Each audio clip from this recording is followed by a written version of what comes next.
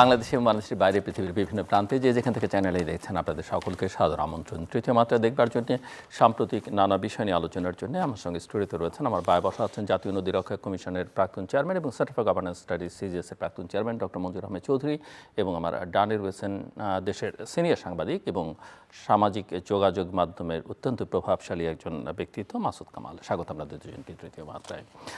বর্তমান সরকার বহুদিন পরে একটা নির্বাচিত সরকার, অনেকেই মনে করে কারো কারো ভিন্ন মতো থাকতে পারে বাংলাদেশ পেলে, এবং এই সরকার ইতিমধ্যেই তার 3 মাস অতিক্রম করলো। 3 মাস সময় 90 ডেজ 100 ডেজকে অনেকে হানিমুন পিরিয়ড বলেন, যদিও সরকার ঘোষণা দিয়ে কোনো হানিমুন পিরিয়ড ঠিক করেনি। তারা কিছু প্রোগ্রাম কিছু বিষয়ে 6 মাসের জন্য বা 180 ডেজের জন্য ঠিক করেছে। বাট অনেকে মনে করেন যে শুরুটা দেখলেই বোঝা যায় কি করবে তারা, কেমন করছে। সো আমি একটু আপনাদের দুজনের কাছ থেকে প্রথম 3 মাসের একটু মূল্যায়ন শুনতে চাই এবং লক্ষণ কি বলছে আসলে doctor Manzoor Ahmed Chowdhury. It's too early, but তবু বলা যায় morning shows the day. Not always, not always. তো এখানে এটা হচ্ছে যে গভর্নমেন্টের একটাই ছিল যে তারা কোনো মেগা প্রজেক্টে যাবে না, কিন্তু অলরেডি কিন্তু তারা দুইটা বড় চলে গেছে। একটা হচ্ছে যে বিমান কেনা হবে, অনেকগুলি বিমান, বোয়িং প্রায় 42,000 crore টাকা। আর আরেকটা হচ্ছে যে পদ্মা ব্যারেজ, এটা অ্যাকচুয়ালি 50,000 কোটি টাকা, কিন্তু ফার্স্ট ফেজে 34 বা 35,000 crore টাকা। তো এখানে আমি যেটা বলি যে এই দুটো প্রজেক্টের মধ্যে মেগা প্রজেক্টে করা যাবে না এমন কোনো কথা নাই, করতেই হবে। এটা কান্ট্রিটা তো বড় কান্ট্রি। এখানে পদ্মা ব্যারেজের যেটা, এইটা অত্যন্ত গুরুত্বপূর্ণ এবং এইটা একটা ভালো একটা প্রজেক্ট নেওয়া হয়েছে, যেটা অনেক আগের থেকেই নেওয়ার কথা ছিল, কিন্তু ভারতের অবজেকশনের ফলে এটা করা যায়নি। এটা যে একেবারে ফারাক্কার মানে যে ব্যাড যে ইম্প্যাক্ট, অ্যাডভার্স যে ইম্প্যাক্ট সম্পূর্ণভাবে এটাকে করতে পারবে তা কিন্তু না, কিন্তু সাবস্ট্যান্সিয়ালি করতে পারবে। স্পেশালি গড়াই, মধুমতি, তারপরে এই যে নদী সিস্টেম, আরও কয়েকটা নদীর সিস্টেম আছে যেগুলিকে এরা মোটামুটি ওয়াটার সিকিউরিটির ব্যবস্থা করতে পারবে।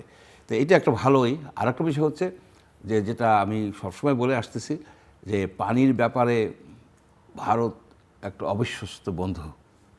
তারা আলোচনা করে কিন্তু কোনোভাবেই তারা আপনার একটা কনক্লুশনে আসে নাই। এই 54-55 বছর হয়ে গেছে, কিন্তু আপনার এতগুলি ট্রান্সবাউন্ডারি রিভার, যেমন বলা হয় যে আমাদের 54টা আন্তঃসীমান্ত নদী, আসলে 54টা না, আসলে অ্যাটলিস্ট 126টা ট্রান্সবাউন্ডারি রিভার অ্যান্ড পিপল ওরা কিন্তু করছেন, আইডেন্টিফাই করছে। তাই এই নদীগুলির কিন্তু কোনো চুক্তি নাই। এই যে গঙ্গা চুক্তিটা, এটা ডিসেম্বরের 11 থেকে এক্সপায়ার করে যাবে বা শেষ হবে। তারপরে এটা যদি রিনিউ না করা হয় তাহলে কিন্তু আপনি থাকতেছেন এই চুক্তিবিহীন। এটাকে ছিল চুক্তিবিহীন, যেখানে কোনো তাদের দায়বদ্ধতা থাকবে না, কোনো রকমের দায়বদ্ধতা থাকবে না। সেই হিসেবে যে পানির উপর জন্য, যে নদীর পানির জন্য যে ভারতের উপরে যে নির্ভরশীলতা, সেই নির্ভরশীলতা কাটানোর একটা উদ্যোগ হচ্ছে কিন্তু এই ধরনের, যে আপনি বর্ষাকালের পানি ধরে রাখবেন। এইখানে তারা যে ব্যারেজে সাধারণত ধরে রাখা যায় না, কিন্তু তারা এমনভাবে ডিজাইন করছে যে ইন স্ট্রিম তারা কিন্তু প্রায় 3 বিলিয়ন কিউবিক মিটার পানি ধরে রাখবে। ওই পানিটাকে তারা গ্রীষ্মকালে, অর্থাৎ যখন জানুয়ারি টু মে, ওই সময়কালের মধ্যে বিভিন্ন নদীতে তারা ওই পদ্মার সাথে যে ডিস্ট্রিবিউটরি যে নদীগুলি আছে, ওই নদীগুলিতে তারা এগুলি ছাড়বে, কন্ট্রোলড হইতে ছাড়লে সেই নদীগুলিতে আপনার বায়োডাইভার্সিটিটা মেনটেন হবে, নাব্যতা মেনটেন হবে, মাছ থাকবে, এবং যে স্যালানিটি, যে এই যে লবণাক্ততারা যেটা আমাদের এদিকে চলে আসতেছিল, সেটাও অনেকটা প্রতিহত হবে। অর্থাৎ একটা ভালো একটা প্রজেক্ট নেওয়া হয়েছে। এখন বাস্তবতা হচ্ছে এটার ফাইন্যান্সটাকে ম্যানেজ করা, এবং এটাকে নিজস্ব ফাইন্যান্সেই করুক, আর যে ফাইন্যান্সই করুক, এখানে যেন কোনো রকমের না হয়, দুর্নীতি না হয়। এবং ফার্স্ট ফেজের পরে সেকেন্ড ফেজ, এবং আমি মনে করি কি যে আমাদের একটা মেগা প্রজেক্ট থাকা উচিত, যে প্রজেক্টে বাংলাদেশের পানির ব্যাপারে ভারতের উপর নির্ভরশীলতা ওই আলোচনায় আমরা একটু পরে সময় প্লেন নিশ্চয়ই যাব ভারতের সঙ্গে সম্পর্ক বা পানির ইস্যুতে। বাট অ্যাপার্ট ফ্রম দিস আর কোনো ইস্যু আপনি এই সরকারের সাফল্য ব্যর্থতা, আমি যেটা বলছিলাম যে লক্ষণ কি বলছে, যেমন আপনি দুর্নীতির কথা উল্লেখ করলেন যে মেগা প্রজেক্ট ভালো কিন্তু দুর্নীতি যেন না হয়। সো দুর্নীতি তো আমাদের রন্ধ্রে রন্ধ্রে, সেই জায়গায় ওই সরকারের কোনো কিছু দেখতে পান কি না? সরকারে দেখতে পাই না, সরকারে দেখতে পাই না। তবে যে গত সরকার, অর্থাৎ সরকার বলতে আমরা সরকারের কর্তা ব্যক্তিদের, মন্ত্রীবর্গ, সংসদ সদস্য, আওয়ামী লীগ আমলের সরকার, আওয়ামী লীগ সরকার, তারপরে আপনার এই অন্তর্বর্তীকালীন সরকার, অন্তর্বর্তীকালীন সরকারের দুর্নীতির অনেক কথা কিন্তু আমরা বলছি, শুধু আমরা না, আমরা জানিও এবং অনেকেই পত্রপত্রিকা উঠছে। কিন্তু আমার কাছে মনে হচ্ছে যে বর্তমান সরকার, বিএনপি সরকার যেন তাদের বিষয়ে অনেকটা নির্লিপ্ত কিংবা লেনিয়েন্ট, এটা it's not a good sign. এটা ধারাবাহিকতায় এসে যায়।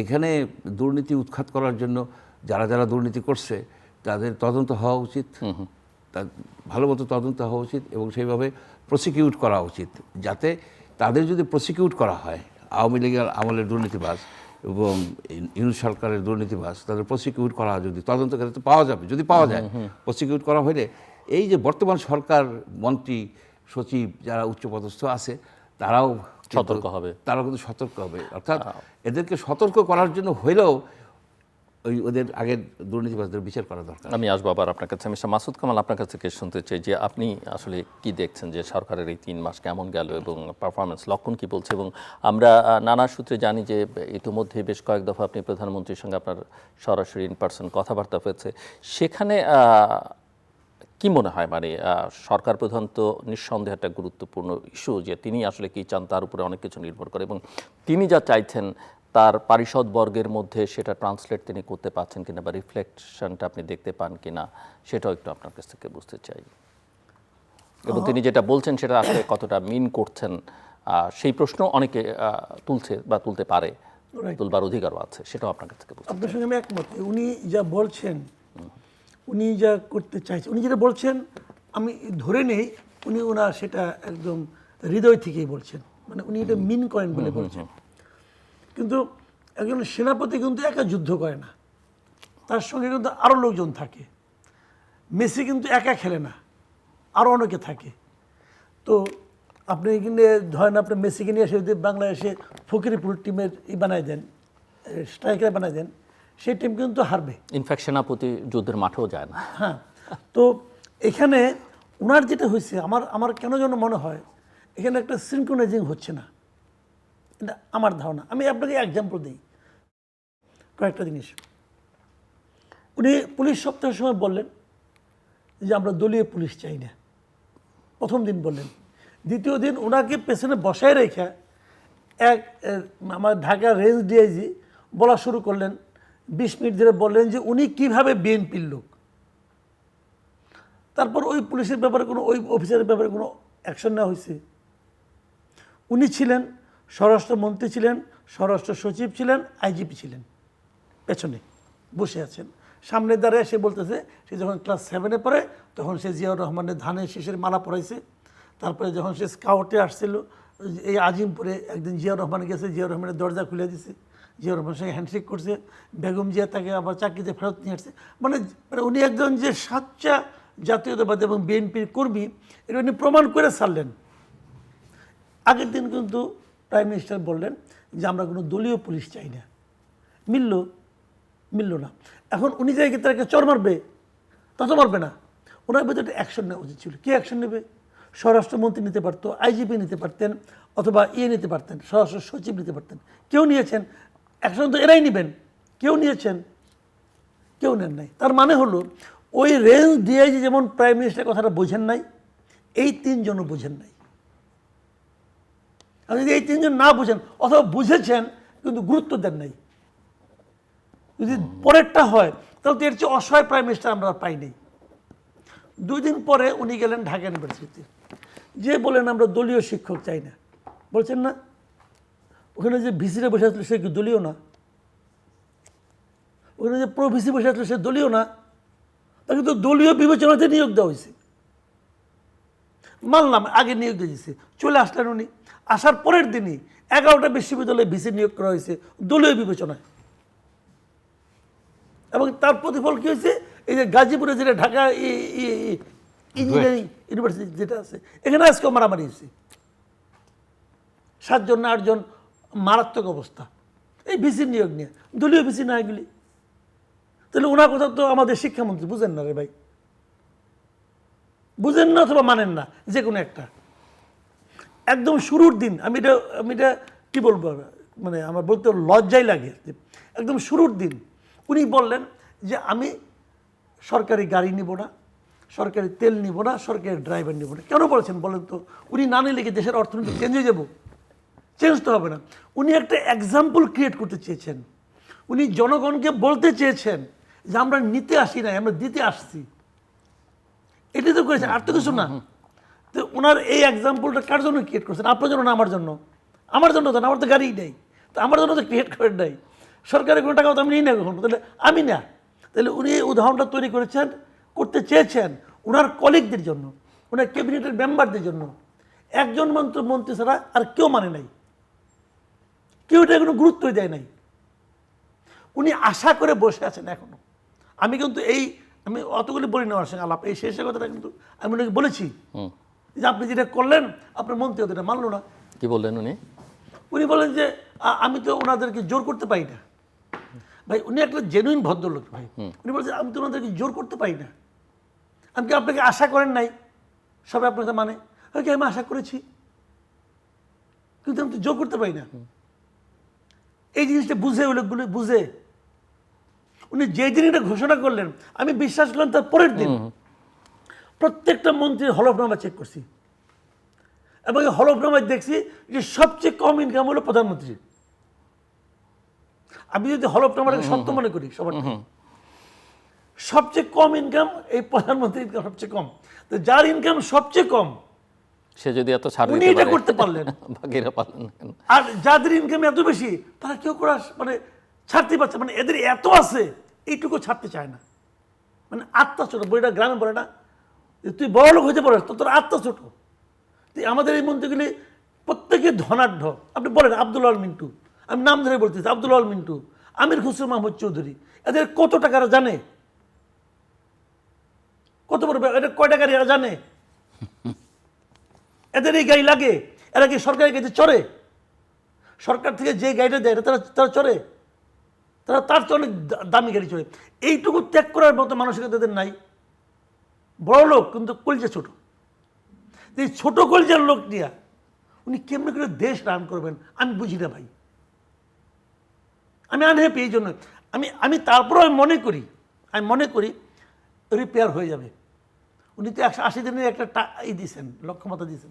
আমি নিশ্চিত 180 দিন পরে অন্য সিন দেখবেন আপনারা।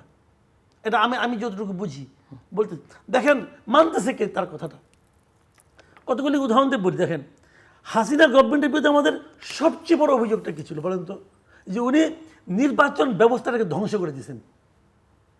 সবচেয়ে বড় অভিযোগ কিন্তু এটা, যে উনি নির্বাচন ব্যবস্থা বলতে কিছু রাখেন নাই। ভোট দেয় না, নিজের আমরার মামুরা ইলেকশন করে, ঠিক আছে।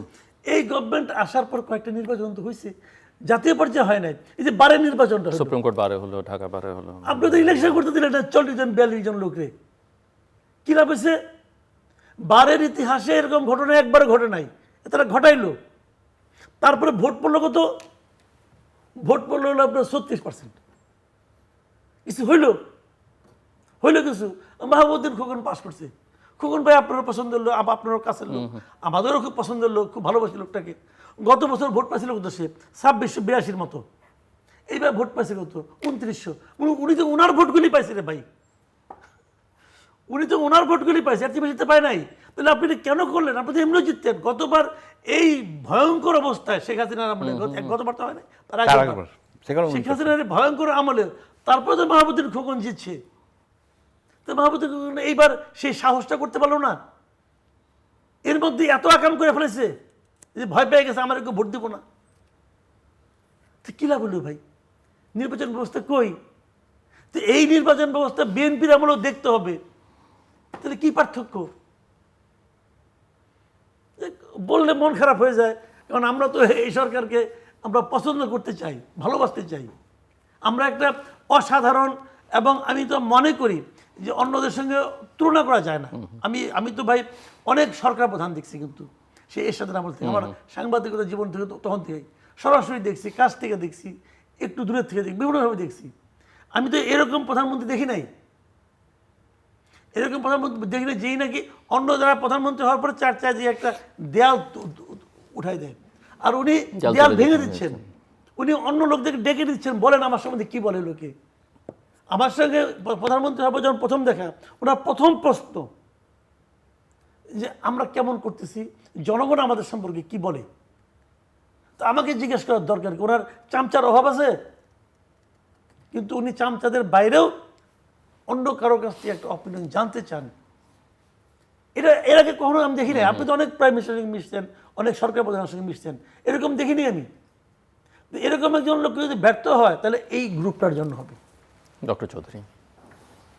না, এখানে মাসুদ কামাল সাহেবের সব কথাই কারেক্ট। তারপর আমি একটা প্রশ্ন আছে, আমার প্রশ্নটা হচ্ছে কি, একজন সরকারি কর্মকর্তা, আপনি যে রেজাউল করিম মল্লিক সাহেবের কথা যে বললেন, উনি আমার শিবচরের ওনার বাড়ি, উনি অত্যন্ত সজ্জন ব্যক্তি, অত্যন্ত ভালো লোক, এবং উনি যে কথাটা বলছে যে উনি একেবারে শিশু কিশোর বয়স থেকে উনি জাতীয়তাবাদী ইসের সাথে জড়িত, এটা কিন্তু সত্য, একটু বানোয়াট কথা না, উনি আসলেই। এখন আমার প্রশ্নটা হচ্ছে যে একজন সেটা উনি পাবলিকলি বলবেন কিনা, একজন সরকারি পাবলিকলি উনি বলছেন, উনি সহজ সরল লোক, উনি অত্যন্ত, আমি যতদূর জানি, উনি আগে দেখা টাকা হয়তো অনেক আগে যখন উনি কেবল পুলিশ ডিপার্টমেন্টে জয়েন করছে, সে সময় দেখেছি। উনি এটা পাবলিকলি বলছে যে এটা আমার বিশ্বাস, রাজনৈতিক বিশ্বাস। প্রত্যেকটা সরকারি কর্মকর্তা কর্মচারীর কিন্তু একটা রাজনৈতিক বিশ্বাস থাকে। এটাকে ছাড়া, আপনার কোনো রাজনৈতিক বিশ্বাস ছাড়া কোনো লোক তো নাই বলতে গেলে, এই লেভেলের লোক নাই। তো আমার এটা হচ্ছে যে সে রাজনৈতিক বিশ্বাস থাকতে পারে, সে কি সরকারি যে আইন আছে, সে কি দুর্নীতিবাজ, সে কি অত্যাচারী, সে কি ফাঁকি দেয় কাজে, এই বিষয়গুলি কি আপনি দেখবেন না? রাজনীতি করে, রাজনীতি, সে তো ভোট দেয়, তো সে তো ভোট দেয়, গোপনে দেয়। হ্যাঁ, গোপনে দেয়। ভোট তো আচ্ছা, গোপনে দেয়, ঠিক আছে, গোপনে দেয়। সে যদি ওপেনলিও দেয়, ওপেনলিও বলে, কিন্তু সে যদি সরকারি যত আইন কানুন যা কিছু আছে সব যদি মানে, আপনি কি তাকে মানে বাতিল করে দিবেন? আমি একটু বলে ফাঁক দিয়ে একটু বলি, আমি সে যে সজ্জন ব্যক্তি, এটা আমি ওনার সম্পর্কে আমি আগেই জানি, ওনাকে আমিও চিনি, সজ্জন ব্যক্তি। উনি বিএনপি করেন, বিএনপির ঘরানার লোক, এটা কখনো উনি অস্বীকারও করেন নাই, না, কখনো সবাই জানে। অন্য অনেকের মতো ওই বর্ণচোরা হইয়া, না, বর্ণচোরা না, এটা কখনো বিগত আমলেও লুকাবার চেষ্টা করেন, কোনো আপোষও করেন না। আমি এগুলি সবই জানি, বাট আপনাকে হলো জানেন কি, আপনাকে ফোরামটা দেখতে হবে। এটা হয়তো ইনঅ্যাপ্রোপ্রিয়েট হয়েছে। এই ফোরামে বসে আপনি যখন ওপেন বলেন, আচ্ছা, যখন তারেক রহমান বলেন যে আমি দলীয় পুলিশ চাই না, যখন উনি বলেন, কেন বলেন? না, এটা বলার প্রয়োজন আছে কেন? তারেক রহমান তো চাইবেনই যে দেখেন, আমি বলি, আর দেশ পরিচালনার জন্য তারেক রহমানের একটা পলিসি আছে, সেই পলিসিটাই তো বিএনপি পলিসি, কারণ উনি তো বিএনপি চেয়ারপারসন। কারেক্ট। উনি তো বিএনপির পলিসি যারা ধারণ করবে, অথবা বিএনপির পলিসিকে যারা বাস্তবায়নে সহায়তা করবে, উনি তো তাদেরকেই চান, এটা তো সত্য। কিন্তু তারপরে উনি কথাটা উচ্চারণ করেন কেন, আমি দলীয় পুলিশ চাই না? এই উচ্চারণের একটা প্রয়োজনীয়তা আছে। ইলেকশনে পাশ করার পর তারেক রহমান বলেন নাই প্রথম ভাষণে, যারা আমাদেরকে ভোট দিয়েছেন, যারা আমাদের বিপক্ষে ভোট দিয়েছেন, এবং যারা কোনো ভোটই দেন নাই, এই সরকার সকলের সরকার, বলার দরকার কি ছিল? না, এখানে জিনিসটা, মেসেজটা যাওয়া উচিত এইভাবে, আপনি যে দলই করেন, সরকারি কর্মকর্তা হন, ভিসি হন, কিন্তু আপনি যেন আপনার প্রতিষ্ঠানের যে আইন আছে, কানুন আছে, এটা বাইরে আপনি যাবেন না। এটা বাইরে গেলেই, এখন এই যে যার কথা আপনি বললেন, রেজাউল করিম মল্লিক সাহেবের কথা, উনি বিএনপি করেন, কিন্তু করেন বলে কি উনি বিএনপি যেসব দুর্বৃত্ত আছে বা ধরেই নিলাম যে বিএনপির একটা লোক একটা কেন কিন্তু অপরাধ মানে করছে, আপনি এই কথা বললে তো উনি যে অন্যান্য অভিযোগ করছেন যে এতজন উপাচার্য কিভাবে নিয়োগ হলো, তাহলে তো ওই না, আলোচনাই হয় করা না। যাবে না। উপাচার্যদের রাজনৈতিক বিশ্বাস থাকতে পারে, কিন্তু সে কি তার দলের লোকের চাকরি দিচ্ছে, সে কি তার দলের লোককে ফার্স্ট ক্লাস পাওয়া দিচ্ছে, এই ধরনের যদি অপরাধ না করে, এটা অপরাধী না, কিন্তু অতীতে তো তাই হয়েছে, আচ্ছা, সবসময় তাই সেটাই- হয়েছে হ্যাঁ, দলবাজি সেটাই তো কাজে। আমরা আমরা কিভাবে এটা নিন্দা শ্রদ্ধা করি। বিশ্বাস আগেও করব? কিন্তু এই এক্সকিউজটাই দেওয়া হতো আগেও এই কথাটাই বলা হতো। ডিবি হারুন এই কথাগুলি বলতেন। আমি তো ফলাফল তো- বিসিএস পরীক্ষা দিয়ে আসছি, এন করছি, আমারও তো চাকরি খেয়ে ফেলেছিল, আমি তো কিন্তু মামলা করে আসছি। আপনি তার কাজ দেখবেন, ডিবি হারুন আচ্ছা, যেটা আচ্ছা, করছে, কাজ তো যখন সরকার থেকে চলে যায় না, তখন কাজ দেখা সহজ হয়। না যখন সরকার সরকার থাকে তখন কাজ দেখা যায় না। না না, ডিবি হারুনের কথা তো আমরা জানছি, অনেক আগের থেকেই জানছি। ডিবি হারুন একটা কুখ্যাত ব্যক্তি হয়ে গেছিল, সেই তার চাকরি থাকা অবস্থায় সে একটা কুখ্যাত ব্যক্তি ছিল, এবং সে যে দলীয় ছিল, অর্থাৎ দলীয় দৃষ্টিকোণ থেকে সে তার তাকে কিন্তু কার্যক্রম, বিভিন্ন অনুষ্ঠানে বিভিন্ন ফোরামে তাকে জিজ্ঞাসা করা হয়েছে, বিভিন্ন ইন্টারভিউ তাকে জিজ্ঞাসা করা হয়েছে, সে কিন্তু একদম সুন্দর করে বলছে, বলেন আমার বিরুদ্ধে কী অভিযোগ। তাকে তো আমি একটা প্রোগ্রামে ছিলাম খালেদ মহিউদ্দিনের সঙ্গে, সে ছিল আর আমি ছিলাম। তো খালেদ মহিউদ্দিন তাকে জিজ্ঞেস করছে আপনি কি পালাবেন কিনা, উনি বলছে আমি পালাবো কেন, আমি তো একজন বিসিএস পরীক্ষা দেওয়া সরকারি কর্মকর্তা, আমার তো পালানোর কোনো প্রশ্নই ওঠে না, পালাই গেছে। না পালাই গেছে, সে পালানোর কাজ করছে সে। আপনি দেখেন যে ডিবি হারুন কি তার যে সরকারি যে পুলিশ যে আইন আছে, পুলিশ যে অ্যাক্ট আছে, সেই অ্যাক্ট অনুসারে কাজ করছে, করে নাই। আপনি দেখবেন সেইটা যে প্রত্যেকটা ডিপার্টমেন্টেরই সরকারি আইন আছে, আপনার বিধি আছে, সেই অনুসারে তারা কাজ করছে কিনা। প্রত্যেকটা ইউনিভার্সিটির অ্যাক্ট আছে, সেই অ্যাক্ট অনুসারে আপনি কিভাবে পরিচালনা করবেন, ভিসি কিভাবে পরিচালনা করবে, সেগুলো যদি সে না করে, সে যে দল করুক, সে যদি করে ঠিক মতো, তাহলে ফাইন, আমার কাছে কোনো অসুবিধা নাই। মঞ্জুর ভাই যদি আপনি এই যুক্তি দেন, তাহলে তো তারেক রহমান ওই কথাগুলি বলারই কোনো প্রয়োজন নেই। না দরকার নাই তো, তার বলতে হবে যেটা, যে আপনি যে দল করুন না কেন আমার কিচ্ছু আসে যায় না, আই ডোন্ট কেয়ার, কিন্তু আপনি কি ন্যায্যভাবে কাজ করতেছেন কিনা, আপনি কি দুর্নীতিবাজ কিনা, আপনি কি অলস কিনা, আপনি কি ঠিকমতো অফিসে যান কিনা, এই সবগুলি দেখতে হবে। না, আপনার সঙ্গে আমি একমত নাই আপনি তাহলে দলীয় লোক আপনি তাহলে পাবেন কোথায়, দলবিহীন লোক? দলবিহীন লোক তো কেউ চায় নাই। দলবিহীন, আপনি দলীয় ব্যক্তি হবেন, দলীয় পুলিশ হবেন না, ব্যাপারটা আপনি খেয়াল করেন। আমি তো সেটাই বলতেছি। আপনি ব্যক্তিগতভাবে তো না, নিশ্চয়ই কোনো আপনি দলকে ভোট কোনো দিবেন, দল আপনার বিশ্বাসও থাকতে পারে। ইউনিফর্ম পরা থাকবেন, তখন আপনি যদি আপনি পুলিশের বলেন, আপনি পুলিশ হিসেবে কাজ না, করবেন। তখন যদি আপনি বলেন যে আমি বিএনপির পুলিশ, আমি বলেন আমি বিএনপি করি, তখন আওয়ামী লীগ, জামাত, লোক অন্যরা আসবে না, আপনার কাছে জামাতের লোক আসবে না, কোনো বিচার চায়। সে কিন্তু ধরেন, BNP বলে জামাত নাই, এবং সে বিএনপির বলছে- মধ্যে একটা ঝামেলা হলো, আচ্ছা, সে জামাতের লোক তার কাছে আসবে না ভয়, আচ্ছা, ও তো বলছে, ডিক্লেয়ার করছে আমি বিএনপির। বিএনপি বলে নাই, সে বলছে জাতীয়তাবাদী। আচ্ছা, আমরা একটু আমি এই বিতর্ক জাতীয়তাবাদী, আমি জাতীয়তাবাদী। আমি একটু জাস্ট আপনার কাছ থেকে বুঝতে চাই যে সরকারের তো নানাভাবে অঙ্গীকার আছে, এখন যারা ক্ষমতায় আছে বিএনপি বা প্রধানমন্ত্রী হিসেবে, যেটা মিস্টার মাসুদ কামাল উল্লেখ করলেন, তাদের এক সময়কার 31 দফা, পরবর্তী পর্যায়ে তাদের ইলেকশন ম্যানিফেস্টো, জুলাই চার্টারে নোট অফ ডিসেন্ট সহ কিছু বিষয়ে তাদের স্বাক্ষর। আপনি কি মনে করেন কিনা কোনো জায়গায় তারা ডেভিয়েট করেছে গত 3 মাসে তাদের অঙ্গীকার থেকে, জনগণের কাছে অঙ্গীকার, অন্য কারো কাছে কোনো অঙ্গীকার কিনা, কোনো কমিশনের কাছে, সেই জায়গায় সেই আলোচনায় যাচ্ছি না, জনগণকে দেয়া ওয়াদা থেকে তারা বিচ্যুত হয়েছেন কিনা ইতোমধ্যে, এরকম কোনো? এখন পর্যন্ত তাদের যে 31 দফা, সেটা তো সব ইমপ্লিমেন্ট তো এখন পর্যন্ত করার সময় হয় নাই, এখন সময় হয় নাই, কেবল তারা একটা একটা করে করতেছে, এবং খাল কাটার করতেছে, কার্ডের কথা বলছে, এগুলো ইমপ্লিমেন্ট শুরু করছে, এটা ফাইন। একটা বিষয়ে তারা দ্বিচারিতা করছে, সেটা হচ্ছে কি, যে আপনারা সে জুলাই সনদের হা ভোট দেন, এবং হা ভোটটা দিতে বলছে, হা ভোট হয়ে যাওয়ার পরে সে বলছে যে আমরা এটা বাধ্য হয়ে করছি, আমরা নাহলে কৌশল হিসেবে কৌশল হিসেবে ইলেকশনটা করানোর জন্য। এই বিষয়টার একটা বড় ধরনের এক্সপ্লানেশন দেয়া দরকার, যে কি ঘটনা ঘটছিল যে আপনারা বাধ্য হয়েছেন এই দ্বিচারিতা বা এই কৌশল হিসেবে। ওনারা মনে করেছেন যে কোনোভাবে ইলেকশনটা হয়ে যাক, ইলেকশন, কারণ আপনি যদি গ্রেটার গুডের কথা বলেন, ওই তাহলে ঠিক সরকারের আছে। ইলেকশন করার ইচ্ছে ছিল না, তখন হয়তো বলেননি, কিন্তু এখন ওনারা না, এটা সেই বলছেন। হিসেবে যদি বলেন যে সার্বিক বিবেচনায়, তাহলে তো তারা ঠিকই করছে যে অ্যাটলিস্ট ইলেকশনটা আমরা করি। এবং এখন তো শোনা যাচ্ছে সালাউদ্দিন সাহেবের কমেন্ট থেকে যে ইলেকশন সে দিতে চাইছিল না, ইলেকশন ইউনূস সাহেব দিতে চাচ্ছিল না, এবং ইলেকশন যদি না দিত তাহলে আপনি ইলেকশন তো জোর করে আদায় করতে পারতেন না। এই একটা ডক্টর ইউনূসের একটা বড় শক্তি ছিল। আর একটা ছিল কি, জাতীয় পার্টি বিলীন হয়ে গেছে, আওয়ামী লীগ পলাতক হয়ে গেছে, এখন মাঠে আছে বিএনপি, মাঠে ছিল বিএনপি, এখনও আছে, আর ছিল জামাত। এখন ইউনূস সাহেবের সাথে যে জামাতের যে একটা ভালো সম্পর্ক ছিল, সব কাজ তার মোটামুটি একই ইউনিসনে করে গেছে। জামাত যদি ইলেকশনে না পার্টিসিপেট করতো তাহলে তো এই ইলেকশন আমি দামি ইলেকশন হয়ে যেত। সুতরাং ওইখানেও কিন্তু একটা নাজুক অবস্থা ছিল। সেই পরিপ্রেক্ষিতে যদি বলেন যে আমরা হা ভোটের কথা বলা, পরে তো অনেকে বলছে যে হা ভোট, আমরা তো বলছি যে না ভোট, প্রথমে তো না ভোটের কথা বলছিল, তারপরে না হঠাৎ করে ঘুরে গেল যে হা ভোট তোমরা এই দাও। সেই হিসেবে ইয়াস, তারপরেও একটা কথা হলো যে জনগণের সামনে যখন আপনি একটা কথা বলবেন অনেকটা চিন্তা ভাবনা করে বলতে হবে। আর এইখানে এক্সপ্লেইন করা দরকার যে কেন আপনারা এই কাজটা করছিলেন, ইউনূস সাহেব কেন আপনারা ভয় পাচ্ছিলেন যে ইলেকশন দেবে না।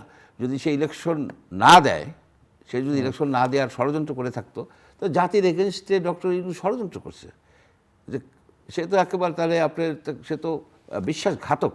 সে ক্ষমতায় দেওয়া হয়েছে তাকে কি করার জন্য, ইলেকশন করার জন্যই তো গেছে অল্প সময়ের মধ্যে।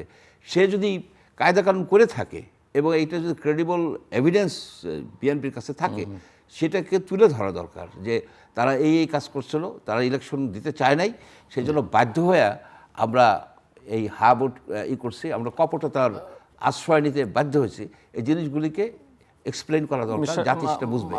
মাসুদ কামাল, আপনি কি মনে করেন কিনা যে এরকম কোনো বড় ব্যত্যয় বিচ্যুতি সরকার করছে যেটা জনগণের সঙ্গে অঙ্গীকার বা জন আকাঙ্ক্ষার বিপরীতে গিয়ে? দ্বিতীয় প্রশ্ন আপনার কাছে যেটা বুঝতে চাই যে আমরা যেহেতু মন্ত্রিসভার সদস্যদের নিয়ে কথা বলছি বা তাদের পারফরমেন্স নিয়ে আলোচনা করছি, আপনি দেখেন কিনা যে কোনো বিশেষ জায়গায় যেটা নজরে এসছে যে এখানে আসলে একটা চরম ব্যর্থতা বা বড় ব্যর্থতার পরিচয় সরকার দিচ্ছে বা হ্যান্ডেল করতে পারছে না, ডেলিভার করতে পারছে না? ব্যর্থ যেটা হয়েছে সেটা, যেটা নাকি মঞ্জুর ভাই বললেন, আমি ওনার সঙ্গে একমত যে যে ওনারা তো হাঁ ভোট দিতে বলছেন। দেখেন এই যে একটা ঝামেলা হচ্ছে না দুই পক্ষে, বিরোধটা, মূল বিরোধটা কি বলুন তো? একটা পয়েন্টে মূল বিরোধ হলো উচ্চ কক্ষ কীভাবে নির্বাচিত হবে। সংবিধান সংশোধনের অন্যান্য যে পয়েন্টগুলো আছে এগুলো নিয়ে তেমন একটা মানে আপনার হেলদোল নাই, খুব একটা ঝামেলা হবে না, এর একটু ছাড়টা সবাই দিবে। কিন্তু মূল যে বিরোধটা পিআর সেটা হলো উচ্চ কক্ষটা কি পিআর পদ্ধতিতে হবে, মানে পিআর ভোটের ভিত্তিতে হবে না আসনের ভিত্তিতে? আসনের ভিত্তিতে হবে। এই হলো মূল বিরোধটা। বিএনপি চাচ্ছে যে নিম্ন কক্ষের আনুপাতিক হারে হবে, ওরা চাচ্ছে যে ভোটের আনুপাতিক হারে হবে। এটা হলো মূল বিরোধ। তো আপনি যখন হা ভোট দিতে বলেন, যেমন আমি কিন্তু ব্যক্তিগতভাবে গণভোটের কোনো বৈধতা দেখি না। আমি মনে করি গণভোটটাই ছিল অবৈধ, এটা আমার অপিনিয়ন। কিন্তু ওনারা তো গণভোটে রাজি হয়েছেন বিএনপি, এবং not only that, Tarique Rahman একবার হা ভোটে ভোট দিতে বলছেন, একবার বলেছেন, একবার বলেছেন, সেটা উনি নিজের থেকেই বলেন।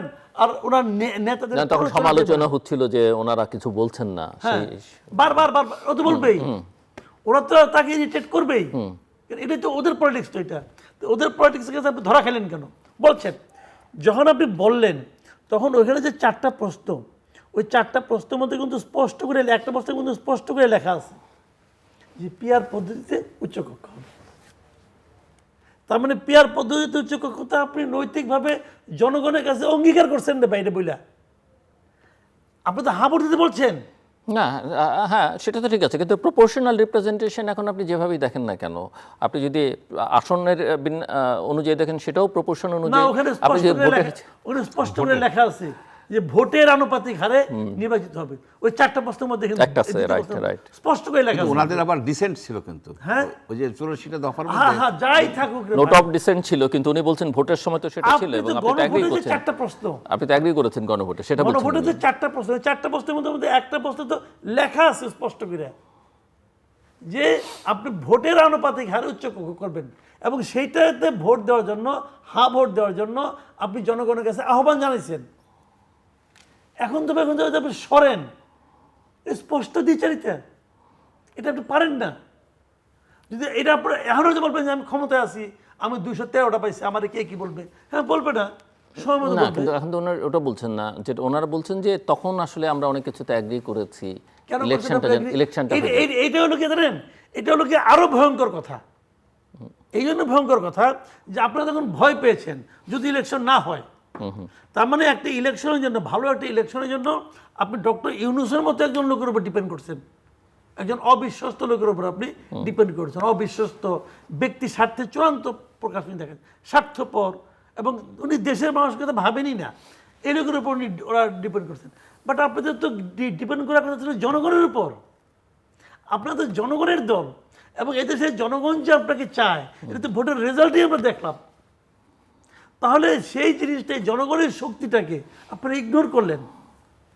ইগনোর করে একজন ব্যক্তির যে মানে আকাঙ্ক্ষা, সে দেখেন একজন ব্যক্তি যে কিছু, জনগণের আকাঙ্ক্ষা থাকলে, জনগণের শক্তির কাছে এরকম একটা ব্যক্তি যে ধুলাই উড়ে যায়, তার তো 1 বছর আগেই উদাহরণ পাইছেন আপনার হাসিনাকে দিয়া।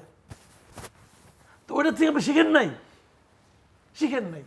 তো এই জায়গাটা তো ওনারা জনগণের দল হিসেবে আরও নিজেদেরকে, ওরা তো জনগণের উপর ডিপেন্ডই করতে চাচ্ছেন না। উনি ডিপেন্ড করতেছেন ইউনূসের উপর, ওনারা ডিপেন্ড করতেছেন আমেরিকার উপর, ট্রাম্পের উপর, যে কারণে খলিলকে ওনাকে হজম করতে হচ্ছে। খলিল কি বিএনপি নাকি? খলিল তো একটা ফরেন বডি। মানুষের শরীরে যখন ফরেন বডি ঢুকে যায়, ওটা কিন্তু কোনোভাবে এখানে থাকবে না, পচে গেলে আপনাকে কিন্তু বাইরে যাবো। ফরেন বডি, ওই যে বিডার chairman, foreign body, foreign body, এদেরকে আপনি ধারণ করতে পারবেন না, আপনি ডুবাবে। আমি বললাম তো, বিএনপির জন্য যদি বড় কোনো ক্ষতির কারণ কখনো হয়, এই 2 লোক হবে, 2 চালিয়াত। কথা বলতে পারে ভালো করে, তো 2 চালিয়াত। নাকি আরো সংখ্যা কি আরো বড় হবে, নাকি এই 2 এর মধ্যেই সীমাবদ্ধ থাকবে আপনার কথা অনুযায়ী আর কি? এখন পর্যন্ত 2টা তো দেখতে পাচ্ছি। ওরা আর কে বাইরে, কে গুপ্ত আছে। গুপ্ত তো একটা শব্দ আমাদের মধ্যে আছে, গুপ্ত সুপ্ত। কোন গুপ্ত কোন থেকে উকি দেয় কে জানে, ওটা কয়দিন পরে যায় কারো। কিন্তু এই 2 ফরেন বডি ভাই ভালো ভোগাবে, দেখেন আপনি। ডক্টর চৌধুরী, না ফরেন বডি ভোগাবে, এটা তো আমরা ভুগতেছি অলরেডি, ভুগতেছি। তার প্রমাণ হলো আপনি একটা চুক্তি করে ফেললেন আমেরিকার সাথে।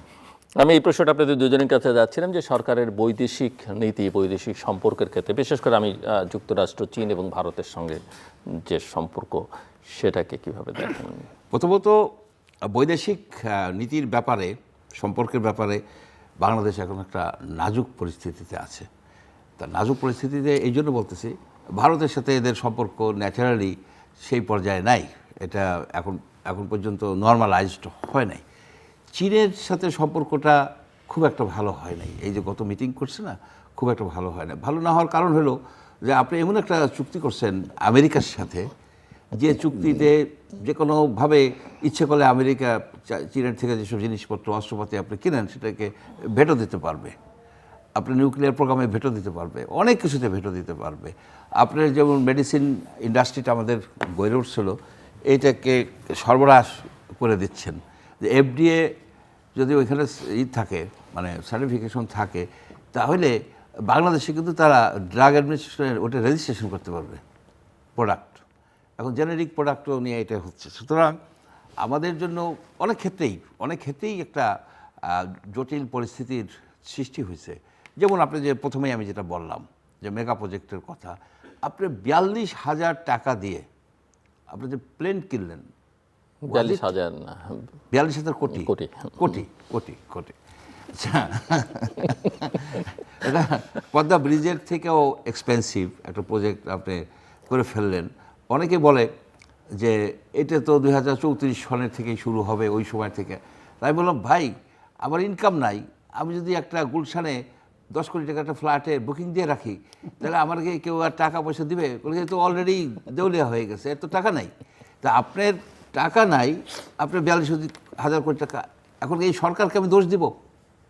সরকার দোষ দেওয়া যাবে না, আপাতত যাবে না, যতক্ষণ পর্যন্ত আরও তথ্য জানি। এই ফাঁদে তো ফেলাই গেছে ওই ফরেন বডিরা, এই ফরেন বডি এই ফাঁদে ফেলাইছে কিন্তু। সুতরাং জাতির সামনে এই ফরেন বডির এই মূল উদ্দেশ্য কি, কেন তারা করছে, এগুলি বিকশিত মানে করা দরকার, কি বলে মানে। বাট আপনার যেটাকে ফরেন বডি বলছেন, এই ফরেন বডি কেন ইনজেক্ট মানে করতে হলো বা এর মধ্যে আসলো কেন, সেই প্রশ্ন কি মানে আমি জানি না আপনি প্রধানমন্ত্রীকে করেছেন, আপনি প্রধানমন্ত্রীকে করেছেন বা কোনো উত্তর আছে কি না? আমার সঙ্গে ওটা আলাপ হয় না, কিন্তু এই প্রশ্নটা আমি বহুবার করছি, একদম প্রথম দিনই করছি। প্রথম দিন যেদিন ক্যাবিনেটের নামটা ঘোষণা করা হয়েছে, ওই দিনই আমি প্রশ্নটা করেছি। আমি বলেছি যে হোয়াই খলিলুর রহমান, এই প্রশ্নটা আমি করেছি, এবং আমি এখন পর্যন্ত এই প্রশ্নের কোনো উত্তর পাই নাই। এবং আমি জানি এই প্রশ্নের আসলে কোনো উত্তর নাই। কেন নেই, কি মনে হয় আপনার কাছে? আমার মনে হয় যে এই লোকটা চালিয়ে টাইপের লোক, তো উনি ভয় দেখাইছে যে তোমার কিন্তু ভেনেজুয়েলার মতো অবস্থা হয়ে যাবে তুমি যদি মানে একজন ব্যক্তি আপনার কথা যদি আমি ভুল না বুঝে থাকি, ডক্টর মঞ্জু চৌধুরী বলবেন এখানে, একজন ব্যক্তি একটা সরকার প্রধানকে বা একটা সরকারকে বা একটা এত বড় দলকে যাদের জনগণের সঙ্গে সম্পর্ক, একজন ব্যক্তি এরকম বুঝিয়ে যদি একটা কাজ আদায় করে ফেলতে পারে, তাহলে তো এই সরকারকে খুবই ভালনারেবল বলতে হবে। ভালনারেবল তো বটেই। আমি তো বললাম ভাই, আজকে আমি এখানে বললাম যে খলিলুর রহমান কেন, কোন যুক্তিতে, দেখেন কতগুলি সমস্যা করছে এটা করে, বিএনপি কি পরিমাণ লস করছে। আমি এটা ক্যাটাগরি গেলে আগেও বলছি, আবার বলি আপনাকে। প্রথম হলো কি যে অন্তর্বর্তীকালীন সরকার তো কিছু নাই আমাদের, আমি ধরে নিচ্ছি এটা তত্ত্বাবধায়কের আদলে কিছু একটা। তত্ত্বাবধায়ক সরকারের কোনো উপদেষ্টা এই যাবৎকালে পরবর্তী সরকারের মন্ত্রী হয়েছে এরকম কোনো এক্সাম্পল নাই। কেন নাই? এই কারণে যদি তাকে পরবর্তী সরকারের মন্ত্রী বানানো হয়, তাহলে ওই সরকারের ওই অন্তর্বর্তীকালীন অথবা তত্ত্বাবধায়ক নিরপেক্ষতা নিয়ে প্রশ্ন উঠবে। প্রশ্ন উঠে লস কার? লস কিন্তু যে সরকারটা ক্ষমতায় আসে তার লস। লোকে বলবে যে আপনারা তো আসলে 2 নম্বর ওই সরকারের সঙ্গে গাছ ছাড়া বাইধে আসছেন আপনি, তাহলে এখানে লসটা কার হয়েছে? বিএনপি গভর্নমেন্টের হয়েছে। যে নির্বাচনটা হয়েছে সেই নির্বাচন নিয়ে প্রশ্ন উঠছে ওনার কারণে কিন্তু। এবং দেখেন উনি কোন উপদেষ্টা ছিলেন? উনি ছিলেন নিরাপত্তা উপদেষ্টা। তো নিরাপত্তা উপদেষ্টার আন্ডারে কারা কারা ছিল, কোন কোন বিভাগ ছিল? এখন আমি যদি বলি সেই বিভাগগুলি সক্রিয় রাখছে উনি এদের পক্ষে, তাহলে নির্বাচন নিয়ে কিন্তু মানুষের মনে আরো প্রশ্ন জাগলো। তো এই পুরো বিষয়টা, এটার রিস্ক, এই রিস্ক বিএনপি কেন নিয়েছে, এই ব্যাখ্যাটা আপনার এই অনুষ্ঠানে বসে আমি দাবি করলাম। আপনি নিশ্চিত থাকেন এর উত্তর দেওয়ার জন্য কেউ আসবে না, কারণ তাদের কাছে কোনো উত্তর নাই। প্রশ্ন কমন পড়ে নাই, তারা বলবে প্রশ্ন কমন পড়ে নাই, এই প্রশ্নের উত্তর আমি দিব না। ছোটবেলায় এরকম বোধ করছি আমরা, পরীক্ষার হলে যাবে যেটা প্রশ্ন কমন পড়ে নাই, সিলেবাসের বাইরে প্রশ্ন করছি। আমার ধারণা এই প্রশ্ন তাদের সিলেবাসের বাইরে হয়ে গেছে। শুনেন, আপনার প্রশ্নের একটু সাপ্লিমেন্ট করি আপনার উত্তরটার। যে ভয়তে 42,000 কোটি টাকা দিয়ে 14টা প্লেন কেনা হয়েছে, ঠিক সেই ভয়তেই এই 2 ফরেন বডিকে সরকারের মধ্যে রাখতে হয়েছে।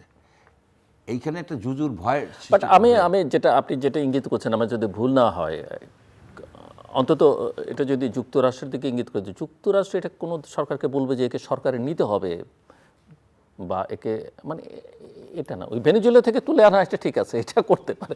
কিন্তু আমার মনে হয় যে এই লেভেলে এসে যে একে মন্ত্রী রাখতে হবে, এই আলোচনার মধ্যে যুক্তরাষ্ট্র, আমি যতটুকু তাদের পলিটিক্স বুঝি, যুক্তরাষ্ট্র বলছে কি আমি বলে পক্ষ নাই, বিপক্ষ নিচ্ছি না, আমি পক্ষ কি যুক্তরাষ্ট্র বলছে কি বলে নাই সেটা ম্যাটার না। এরা কি বলছে, এরা কিভাবে কনভিন্স করতে পারছে, মানে ব্যক্তিবর্গদেরকে কিভাবে কনভিন্স করতে পারছে।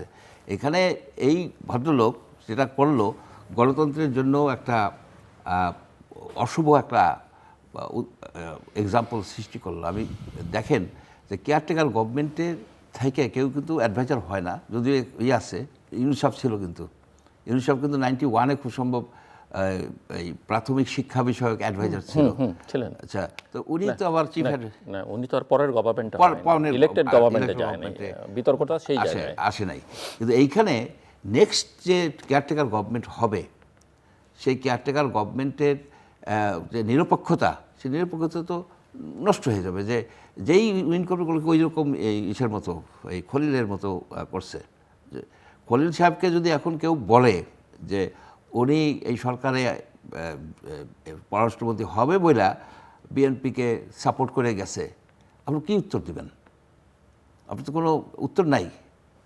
সুতরাং ওনাকে এখন উনি ইউএনজি এর প্রেসিডেন্ট ইলেকশন করছেন, তো সবাই মিলে বাংলাদেশের নাগরিক হিসেবে ওনাকে সমর্থন করা উচিত না, না ওনাকে নিয়ে বিতর্ক করা উচিত? না, সেটা একটা প্রশ্ন যে বাংলাদেশের একটা সুযোগ আসছে, এই সুযোগ তো উনি আনে নাই, এই সুযোগটা জাতিসংঘের যে মানে রোটেশনের সিস্টেমেই এসে গেছে, এই সময় উনি ওইখানে ছিলেন। সুতরাং সেই বিষয়ে ওনার বিরাট যোগ্যতা বা সেটা প্রকাশিত হয় না, প্রকাশিত হয় যেটা বাংলাদেশের ভাগ্যচক্রে এটা আসছে। উনি যদি পাস করেন তাহলে তো কিছু ক্রেডিট দিবেন, পাস তো করবেনই মোটামুটি, তো এটা পাস। জিলুর ভাই, এগুলো কিছুই প্রমাণিত হয় না। পুতুলও কিন্তু পাশ করছিল, হুয়ের ওয়ার্ল্ড হেলথ অর্গানাইজেশনের পাশ করছিল না, পাশ করছিল, কিছুই প্রমাণ হয় না। বলেন ভাই। জি না, সেইখানে এই যেটা হলো যে এটা একটা অশুভ কাজ হয়েছে এবং সরকারের জন্য ভালো হচ্ছে না। এই ওনাদেরকে এখন এই দুজনকে বাদ দিয়ে দিতে পারে, ইটস পসিবল। এমন না যে এরা একেবারে অপরিহার্য এবং এরা এমনভাবে আগায় গেছে, প্রধানমন্ত্রী যে কাউকে যে কোনো সময় যে কোনো সময় করতে পারে। ওনারা তো যেমন চায়নায় কি করতে পারলো, চায়নায় ভালো কোনো কিছু করতে পারে নাই, তো এই যে গেল যে ভালো কিছু মিটিংও করতে পারে নাই, আর যেটা আমরা খবর পাইছি ইন্ডিয়ার সাথেও সম্পর্ক খুব একটা করতে পারে নাই। তবে যেটা শুনলাম যে উনি যে ভারতে যে গেছিলো সেখানে উনি তো শেখ হাসিনাকে এক্সট্রাডিশনের জন্য দাবি করছে, শেখ হাসিনা এবং সবাইকে। তবে আসাদুজ্জামান কামালকে নাকি ইন্ডিয়া বাংলাদেশের হাতে পৌঁছায় দেওয়ার জন্য একটা এগ্রিমেন্টের মতো আসছে, এটা আসছে। এবং এটা হতে পারে, কারণ ওনার treatment আসাদুজ্জামান খরচ বেশি। কামাল ওই ইয়ের মধ্যেই পালাই রয়েছে, হি হ্যাজ গান না না, আমি বলছি এটা হতে পারে, কারণ আসাদুজ্জামান কামাল সাহেব খুব অসুস্থ, ওখানে তার ট্রিটমেন্ট খরচ খুব বেশি, ইন্ডিয়া এটা নিতে চাচ্ছে না। যে তোমার জিনিস, তোমার রোগী, তুমি নিয়ে যাও, যে ট্রিটমেন্ট করো। আপনি কি মনে হয় যে তিনটে দেশের কথা, মানে এই তিনটে দেশ নিয়ে তো আলোচনার মধ্যে অবশ্য এখন পাকিস্তানও ঢুকে পড়েছে, টার্কিও ঢুকে পড়েছে এই আলোচনায়। আপনি কি মনে করেন যে বাংলাদেশ এই সম্পর্কগুলো কি ভারসাম্য বজায় রাখতে পারছে?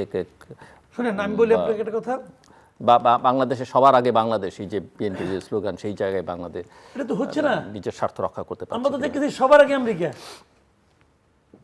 সবার আগে বাংলাদেশ পাইলেন কই? সবার আগে আমেরিকা হয়ে গেছে তো। আইসা নিয়ে যা কিছু খরচাপাতি সব আমেরিকার জন্য, বাজেটে যা কিছু টাকা পয়সা সব আমেরিকার জন্য। তো সবার আগে তো আমেরিকা, সবার আগে বাংলাদেশ না তো। শুনেন, আমি বলি জিনিসটা, এই সবার মধ্যে ভারসাম্য রক্ষার দায়িত্ব ডক্টর খলিল নেয় নাই। ডক্টর খলিল এখানে আমেরিকার পারপাস সার্ভ করতে আসছে।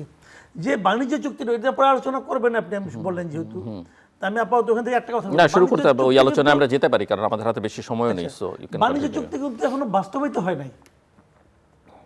বাণিজ্য চুক্তি এখনো বাস্তবায়িত কিন্তু হয় নাই। বাস্তবায়িত হওয়ার কিছু সিস্টেম আছে, সেটা আপনার উভয় দেশের আইন প্রয়োগ, এই আইনের যারা লোক আছে আইনগতভাবে পরামর্শ নিয়ে তারপরে ওকে করে তারপর বাস্তবায়িত হবে। তো বাণিজ্য চুক্তি বাস্তবায়িত অফিসিয়ালি হয় নাই কিন্তু। কিন্তু খলিল সাহেব কিন্তু পিরাপিরি শুরু করে দিয়া 42,000 কোটি টাকা চুক্তি করে ফেলেছে। এটা তো বাণিজ্য চুক্তির মধ্যে একটা পার্ট ছিল কিন্তু। তো চুক্তিটা হয়তো তারপরে করতো, চুক্তিটা হয়ে তারপরে করতো, আগেই কেন করছে? নত যেন দেখানোর জন্য যে আসলে কিন্তু আমি আপনারটা সব মেনে নিছি, এটা বোঝানোর জন্য। ভাই কার টাকা, ভাই কার টাকা? খলিল সাহেবের টাকা? এটা বেশি মানুষের টাকা, এটা এই দেশের মানুষের টাকা। কেন আপনি এগুলো করতে গেলেন? ভয়ঙ্কর চুক্তি। আমি তো বললাম, এই চুক্তি কোনো সুস্থ মানুষের পক্ষে পুরোটা একবারে এক বসায় পড়াই সম্ভব না। আপনি কিছুই করতে পারবেন না। আপনি রাশিয়ার কাছ থেকে তেল কিনবেন, বেচবেন রাশিয়া, কিনবেন আপনি, অনুমতি নিতে হবে আমেরিকার কাছ থেকে। এরকম চুক্তি বাংলাদেশ তার জীবনে কোনদিন করছে? আমরা বলি কি যে শেখ হাসিনা বঙ্গবন্ধু 25 বছরের গোলামি চুক্তি করছে, আমরা বলি না? ওই গোলামি চুক্তি এটার কাছে শিশু, যা শিশু এটার কাছে।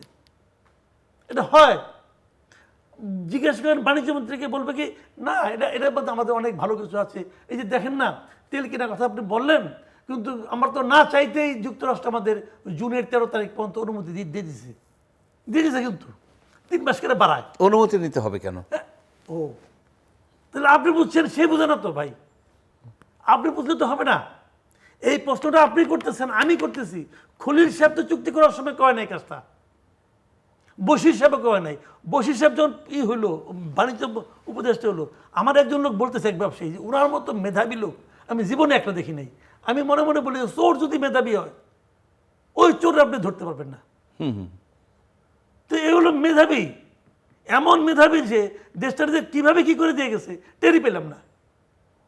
আপনি আমাকে এটা বলেন ভাই, এটা কোনো সভরেন কান্ট্রির ক্যারেক্টার হতে পারে যে বলবে উনি অনুমতি দিবেন তারপরে আমি তেল কিনবো? এই যে ওষুধের জেনারিক ওষুধ করতে পারবে না, বলতেছে এই প্যারাসিটামল আপনাকে 20 টাকা দিয়ে কিনতে হবে। আপনার যে জেনারিক মেডিসিন বানাতে, আমাদের ওষুধ শিল্প ধসে পড়বে একদম ভাই, কেউ কিছু বলে না। সবচেয়ে দুর্ভাগ্যটা জানেন, 300 এমপি, আমাদের 300 এমপি, একজন এমপি ছাড়া আর কেউ কোনো কথা বলো না, না, তাকেও তো বলতে দেওয়া হয় না। তাকে বলতে দেওয়া হলো না।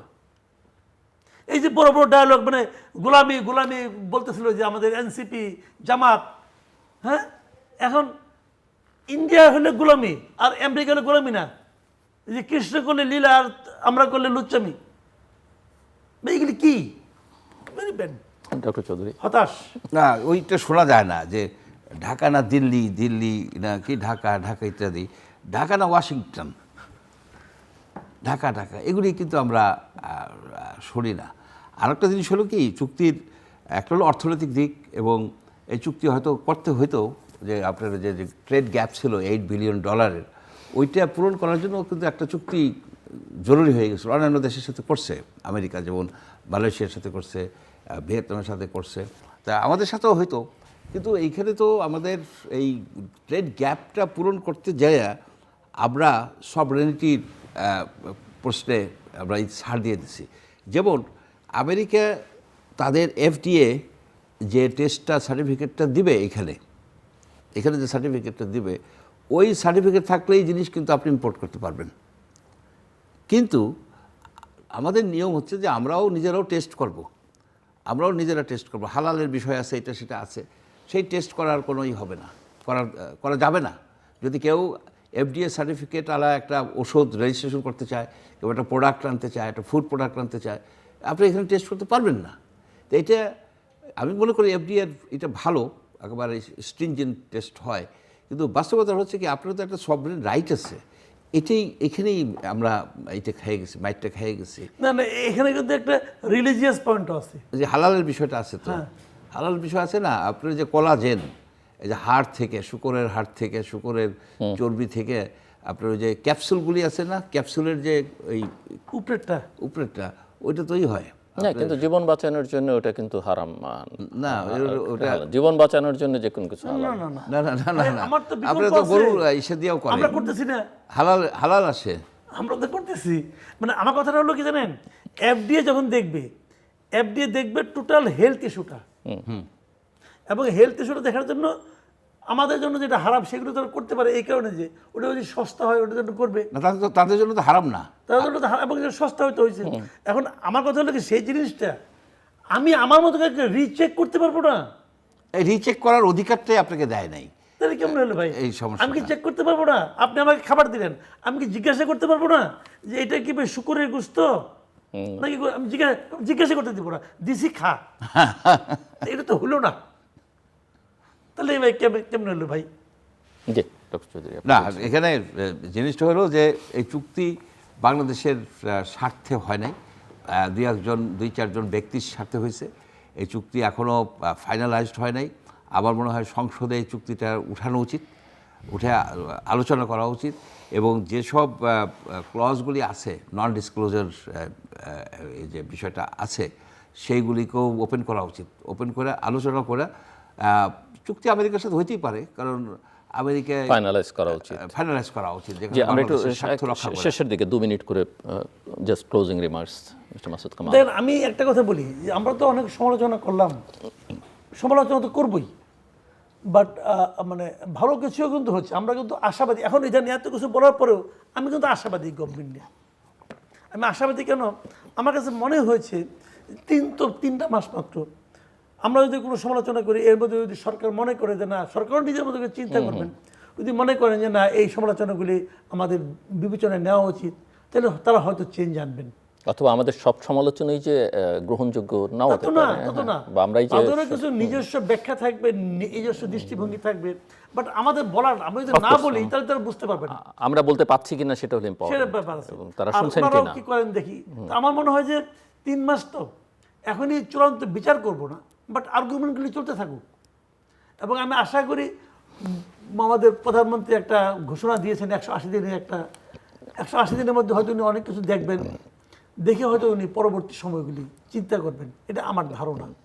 এবং আমার মনে হয় যে আমাদের চেঞ্জ কিছু আসবে এবং দেশের জন্য ভালো কিছু হবে। তবে আমার বটম লাইন একটাই, জাতীয় স্বার্থটাকে গুরুত্ব দেন, আর জনগণের স্বার্থটাকে গুরুত্ব দেন। জনগণের অধিকারটা ছিনিয়ে নেন না। নির্বাচন ব্যবস্থাগুলি এই যে উকিলরা বার কাউন্সিলে, এরা এই যে যারা যে করতেছে কাজটা, কেউ কিন্তু বার কাউন্সিলে নাম নেবে না, নাম নেবে বিএনপির। যে বিএনপি আমলে এই নির্বাচন হয়েছে, এই বার কাউন্সিলে জিতলেই কি হারলেই কি বিএনপি কোম্পানি কি আসে যায়? মাহমুদুর খোকন জিতলেই কি হারলেই কি তারেক রহমানের কি আসে যায়? কিন্তু তারেক রহমানের কিছু হইলে মাহমুদুর খোকন সহ সবারই অনেক কিছু আসে যায়। এই জিনিসটা খোকন সাহেব যদি ভুলে যান, তারেক রহমান উচিত হবে তাদের মনে করাই দেওয়া যে আপনারা কাজটা ঠিক করছেন, আপনারা আমাদেরকে মানুষের কাছে প্রশ্নের মুখে মানে দাঁড় করিয়ে দিচ্ছেন। ডক্টর মঞ্জুর আহমেদ চৌধুরী। না, আমি তো অনেক ইস্যুই আছে, আমি একটু এই ওয়াটার সেক্টরটা সম্বন্ধে 2-3 মিনিট সময় ম্যাক্সিমাম। ওয়াটার সেক্টরটার সম্বন্ধে একটু বলি।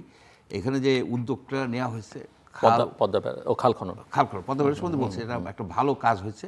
এবং আমি মনে করি যে আমাদের যে খাল খননের ইস্যুটা নিয়ে তো মানে খাল খননে একটা ভালো উদ্যোগ, কিন্তু এটার আরও কিছু ইমপ্রুভমেন্ট করা যায়। অর্থাৎ নদীর সাথে নদীকে ইগনোর করা যাবে না। খাল তো নদীরই অংশ, খাল তো নদীর সাথে সংযুক্ত থাকে। অনেক ছোট ছোট নদী আছে, মাঝারি নদী আছে, যে নদীগুলি মরে যাচ্ছে। সেই নদীগুলিকে আপনার ব্যবহার উপযোগী করা, অর্থাৎ নৌ পরিবহন উপযোগী করার জন্য একটা ম্যাসিভ একটা উদ্যোগ নেওয়া উচিত। তাহলে আমাদের গ্রামীণ অর্থনীতিটা হবে, চাঙ্গা হবে, জব ক্রিয়েশন হবে, এবং রাস্তার উপরে সড়কের উপরে যে চাপ, ওই চাপটাও কমবে। এই লাইনে চিন্তা করা দরকার। এবং ডিস্ট্রিবিউটেড ওয়াটার স্টোরেজ চেইন বা সিস্টেম করা দরকার। যেখানে যেখানে ছোট নদী আছে, বর্ষাকালে পানি আসে, গ্রীষ্মকালে শুকিয়ে যায়, স্পেশালি নর্থ ইস্টে, সেগুলিকে ওয়াটার স্টোরেজ স্ট্রাকচার হিসেবে গড়ে তোলা উচিত। এবং বর্ষাকালের গ্রীষ্মকালে ওখান থেকে পানি দেওয়া যায়, যার ফলে আলটিমেটলি যেটা হবে যে আমরা ভারতের উপরে যে পানির জন্য যে নির্ভরতা, সেই নির্ভরতা হয়তো আমরা ধীরে ধীরে কাটায় উঠতে পারবো। আর একটা বিষয় হচ্ছে যে গঙ্গা চুক্তি এক্সপায়ার করে যাচ্ছে, এর জন্য একটা স্ট্র্যাটেজি থাকা উচিত। এবং আপাতত 2-3 বছরের জন্য এই চুক্তিটাকে রিনিউ করা দরকার। কিন্তু তারপরে যেমন সারা নদীর পানি অডিট করে, যে শুধু ফারাক্কা পয়েন্টে না, কোথায় কোথায় কত পানি, যে আমরা শুধু ফারাক্কা ব্যারেজের কথা বলি, গঙ্গাতে 8টা ব্যারেজ করা হয়েছে ইতিমধ্যে। ভারত আপস্ট্রিমে 8টা ব্যারেজ করেছে, পানি তো এখানে অনেক কমে আসতেছে। সেই জন্য আপনার এই নেপালের যে নদী আসে, কোশি নদী, আপনার ঘাগর নদী, আরও প্রায় 5-6টা নদী আসে, সেই নদীর পানিকে ইউটিলাইজ আমরা করতে পারি। ফারাক্কা পয়েন্টে গ্রীষ্মকালে 40% পানি হলো নেপালের, নেপালকে যাতে ইনক্লুড করতে পারি, এইভাবে একটা স্ট্র্যাটেজি করা দরকার আমাদের গঙ্গা চুক্তি রিনিউ করার ব্যাপারে। আরও কতগুলি পয়েন্ট আছে যে সময় ভবিষ্যতে আমরা আরেকদিন আলোচনা করব। দর্শক, অনুষ্ঠানের শেষ প্রান্তে আমরা সামাজিক যোগাযোগ মাধ্যম ফেসবুক, এক্স এবং ইউটিউবে তৃতীয়মাত্র লাইভ স্ট্রিম হচ্ছে, আপনারা দেখতে পারেন। টেলিভিশনের পর্দায় দেখতে না পারলে যে কোনো সময় যে কোনো স্থান থেকে ইউটিউবে তৃতীয়মাত্র চ্যানেলটি সাবস্ক্রাইব করে এই পুরনো পর্বগুলো আপনারা দেখতে পারেন। মিস্টার মাসুদ কামাল এবং ডক্টর মঞ্জুর আহমেদ চৌধুরী, অসংখ্য ধন্যবাদ এই আলোচনা সবার জন্য। দর্শক, আমার অতিথিদের কথা ধার করেই বলি, আমরা আলোচনা করছিলাম সরকার 3 মাসে কেমন করলো। ভালো মন্দ দুটোই আমরা শুনেছি। যে সময়, সেটা একটা সরকারের মূল্যায়ন করবার জন্য যথেষ্ট নয়, খুবই সামান্য সময়। তবে একটা প্রত্যাশা আমি ওনাদের কথা ধার করি বলি, যে জনগণের অধিকারকে যেন সরকার কোনোভাবেই ছিনিয়ে না নেয়। কোথাও কোথাও এই লক্ষণটা দেখা গেছে, এটা না দেখতে পারলে নিশ্চয়ই আমাদের সবার ভালো লাগতো এবং সরকারের জন্য ভালো হতো, সরকারি দলের জন্য ভালো হতো। আরেকটা কথা এখানে আলোচনার মধ্যে এসেছে, আমার 2 অতিথি টেবিলের দুপ্রান্ত থেকে বলেছেন যে সরকার প্রধান বা যিনি নেতৃত্ব দিচ্ছেন দেশকে, তিনি ঠিক পথে আছেন, তার অনেক কিছুই তাদের ভালো, সেটাও তারা বলেছেন। কিন্তু একজন মানুষ আসলে সব কিছু বদলাতে পারে না। এরকম একটা দেশ বদলানো, একটা জাতিকে নেতৃত্ব দেওয়া শুধু একজন মানুষের পক্ষে সম্ভব নয়, তিনি চাইলেও সম্ভব নয়। কিন্তু একথাও ঠিক, পাশাপাশি ওই আমরা অনেক ক্ষেত্রে আমাদের ইতিহাসে দেখেছি, ওই একজন মানুষ, ওই যে প্রধান মানুষটি যেরকম হওয়া উচিত, বা আজকে যাকে তুলনা করা হচ্ছে যে এরকম আমরা অতীতে দেখিনি, এরকম মানুষ কিন্তু আমরা অতীতে সেই অর্থে পাইনি। কাজে একজন মানুষ গুরুত্বপূর্ণ, কিন্তু একই সঙ্গে তার পারিষদবর্গ, তার সঙ্গে যারা আছেন তারাও অত্যন্ত গুরুত্বপূর্ণ, এবং সেটা নির্ধারণ করতে হবে। এই পারিষদবর্গকে কেমন, কাকে তিনি নেবেন, কাকে তিনি বাদ দিবেন, সেটা আসলে একজন মানুষের উপর নির্ভর করে।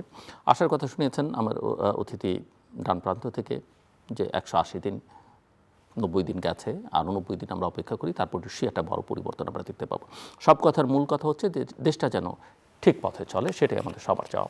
আমাদের সঙ্গে থাকবার জন্য অসংখ্য ধন্যবাদ, আপনাদের সবার জন্য শুভকামনা।